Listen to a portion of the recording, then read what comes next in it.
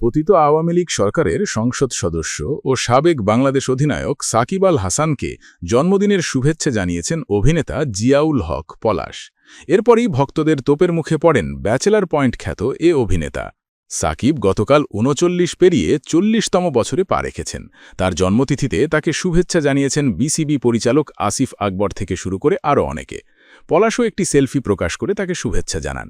তিনি তার পোস্টে লিখেছেন, বাংলাদেশ ক্রিকেটের গোটকে জন্মদিনের শুভেচ্ছা। ইংরেজি ভাষায় গোট লেখা নিয়ে হাস্যরস কম হয়নি। মূলত এই গোটের অর্থ সর্বকালের সেরা। তবে তা ছাপিয়ে পতিত স্বৈরাচারী সরকারের সংসদ সদস্যের সঙ্গে তার সেলফি ও শুভেচ্ছার বিষয়টি বড় হয়ে উঠেছে ভক্তদের কাছে। একের পর এক সমালোচনার বাণে বিদ্ধ হতে হয়েছে তাকে। তার পোস্টের কমেন্ট বক্সে রীতিমতো ঝড় উঠেছে এ বিষয়ে।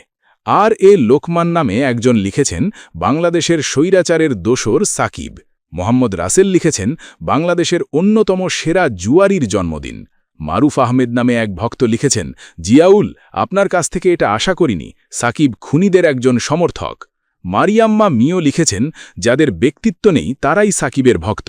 আতিক বিন নাসির বলেন, আমাদের শিক্ষা দেওয়া হয়েছিল, দুর্জন বিদ্বান হলেও পরিত্যাজ্য। আর পলাশ নামে আরেকজন ফলোয়ার মন্তব্য করেছেন, জিয়াউল হক পলাশ, আপনার অভিনয় খুব পছন্দ করি, আপনাকে ভালোবাসি, কিন্তু এই দেশদ্রোহীর সঙ্গে ছবি ওঠাটা মানতে পারলাম না।